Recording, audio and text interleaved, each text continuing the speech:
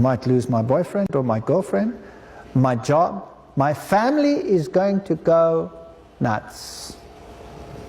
Mine did. My cousin did this across the table. He says, that's your half, and this is my half. I'll never put my foot in your house again. We were best friends. We were always together. We ate together. We drank together. We laughed together. We cried together. He hasn't been in my house in 16 years. It's tough.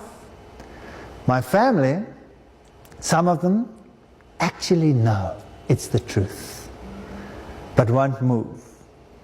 It's amazing, amazing. And others, whole families just accept it. I cannot understand it. It drives me nuts. I'm so jealous.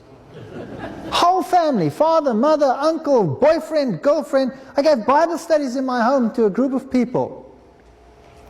And the one girl was going out with my son. My son brought her to the Bible study. So she started listening to the Bible study. Next thing, she brought her sister. They were Methodists. Brought her sister.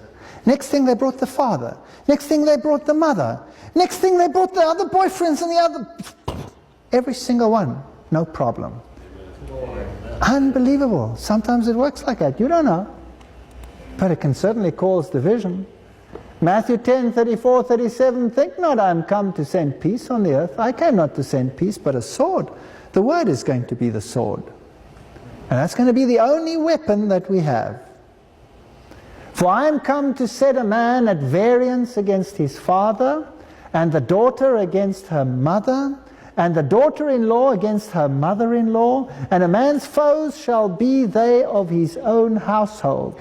He that loveth father or mother more than me is not worthy of me, and he that loveth son or daughter more than me is not worthy of me. Do you know what?